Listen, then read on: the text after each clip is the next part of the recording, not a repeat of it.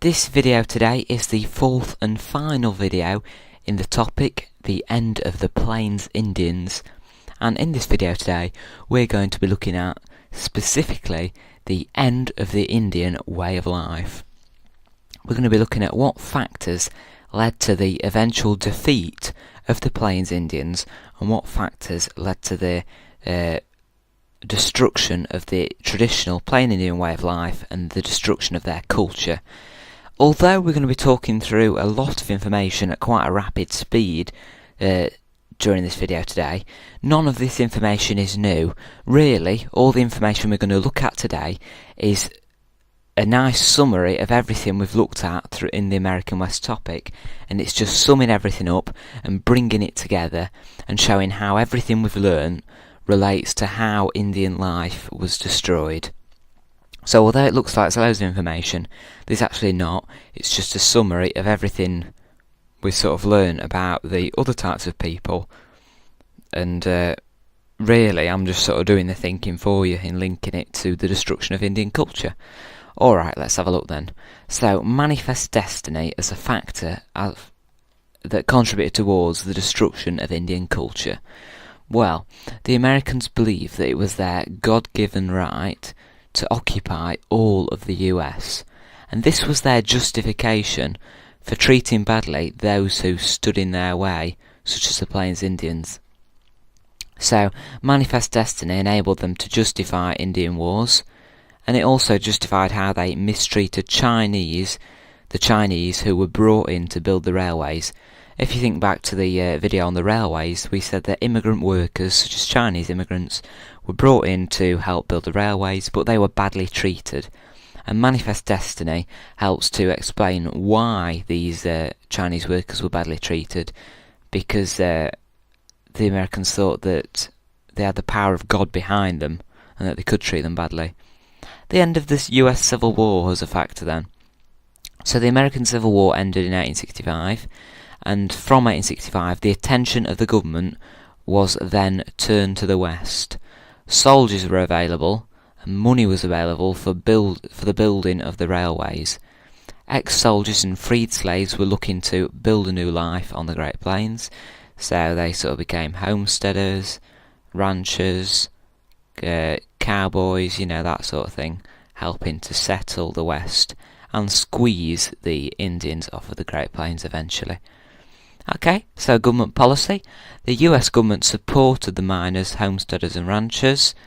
There was never enough money spent supporting the Indians on reservations or allowing them to live in traditional ways. This obviously led to conflict, and the usual solution was to send in the US Army to deal with the Indians. That was the usual solution to that. So the US government was supporting the non-Indians who were settling the plains and taking away the old hunting grounds off the Plains Indians. So they gave free land grants to homesteaders, and this encouraged homesteaders to settle on the plains, and this made the living space of the Plains Indians much smaller. Okay, so homesteading. Homesteaders wanted land for farming. Land used to be hunting lands of the Plains Indians, but because homesteaders wanted farming land, the living space of the Plains Indians was cut down. The homesteaders also demanded the protection of the US government, and they were the driving force behind the US Army moving the Indians onto the reservations to protect the homesteaders and keep the Indians separate from the homesteaders. Okay, so cattle ranching. Ranchers wanted land to graze cattle, and cattle drives also scared away buffalo. Cattle drives also, wanting land for cattle ranching also cut down the Plains Indians' living space, and some cattle ranchers demanded that the US Army should deal with the Plains Indians. Okay, let's have a look at gold and gold mining. The discovery of gold brought thousands of miners onto the Plains Indian lands. So they were settling and travelling across lands that belonged to the Plains Indians. Mining towns also took up lots of land, and this helped to settle the West. And the development of mines broke existing treaties, such as the Fort Laramie Treaty that was broken when gold was discovered in the Black Hills.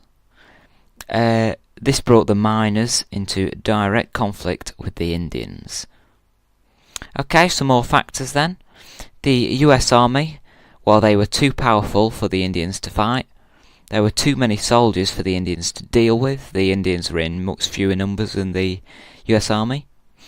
The system of forts gave the US Army bases to control the Great Plains, and winter campaigns, fighting through the winter, helped to defeat the Plains Indians. The organisation of the Indians, what did that mean then? So the Indian organisation meant they were never able to fight long campaigns against the US Army, as they had families to feed and protect. They were lacking the organisation for long campaigns and prolonged warfare. The building of the Transcontinental Railway, what did this mean? Well, builders of railroads financed work by selling land to homesteaders, so this encouraged homesteaders to live on the plains. So the plains were being settled by these homesteaders, and they were taking living space away from the Plains Indians. So railways wanted to force the Indians out so they could sell this land to homesteaders, and railroads also brought buffalo hunters to the plains. So special excursion trains were set up where people could travel along the railroad and shoot buffalo. This helped to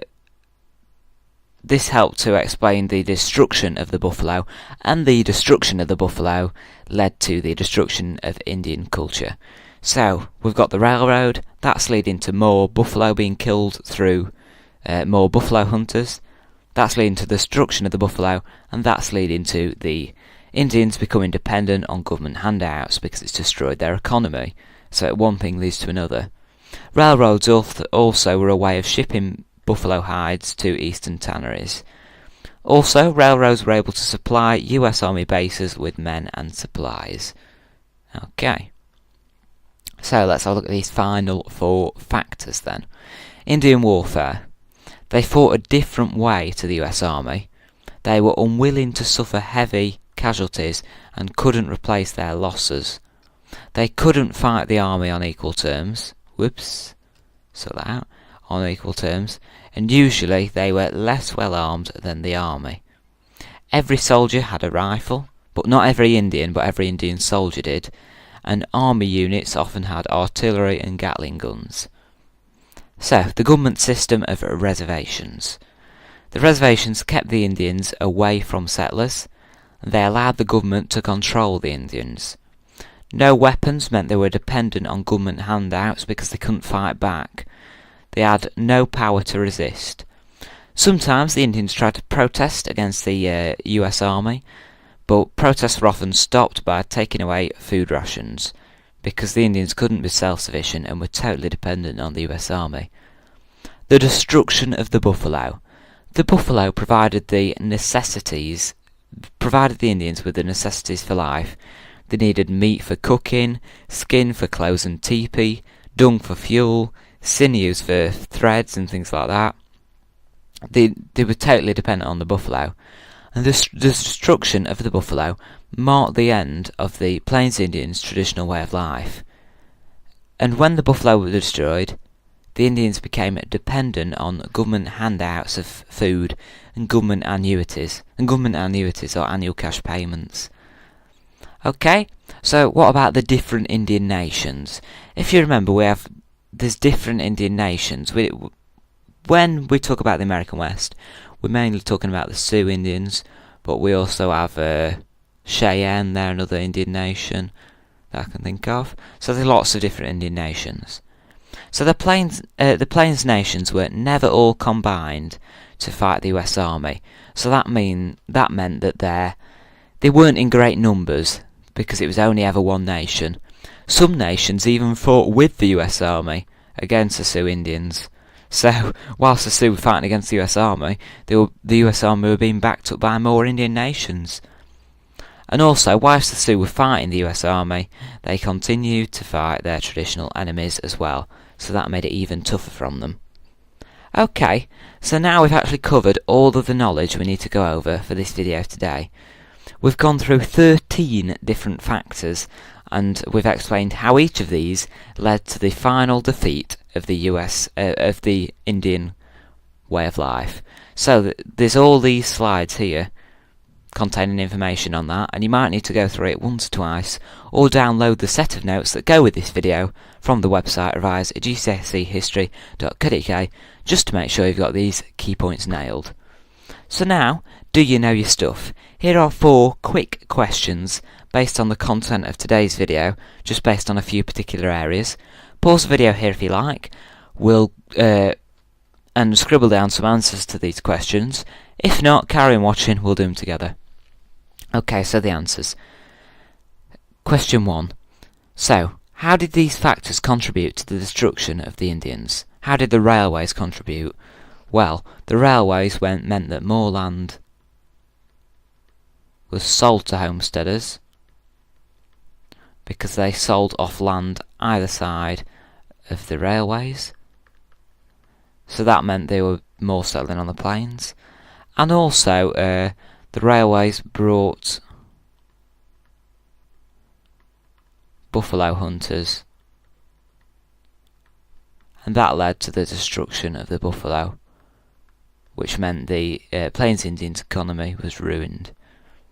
Okay, Manifest Destiny, how did that contribute to the destruction of the Indians? Well, it was a God-given right to occupy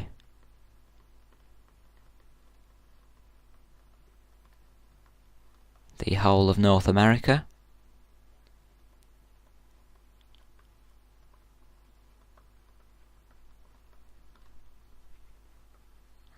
And Manifest Destiny was also justification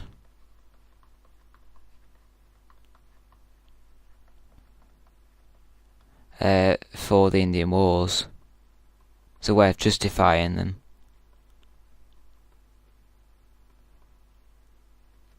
So, the homesteaders now.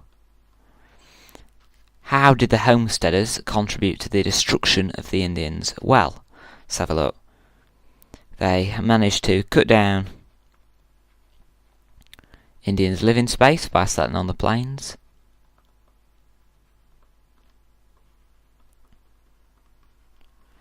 And the homesteaders also wanted protection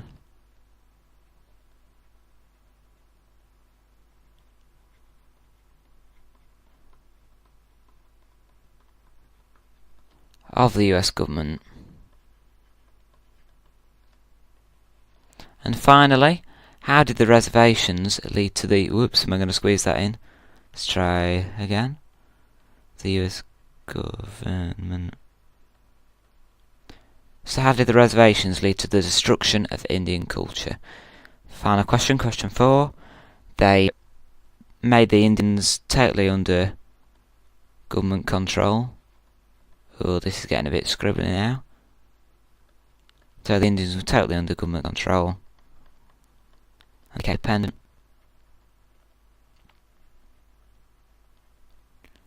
on government handouts. Okay, so these are the answers to these 4 questions based on the content of today's video. Thanks for watching this video today. I do hope you found it useful. If you have, please visit the website revise at gcsehistory.co.uk to view more revision videos like this on Medicine Through Time and American West for GCSE History. This is the last video in the topic American West, so I've actually completed all of the American West videos now, and I'm very pleased with myself. Thanks for watching. See you soon.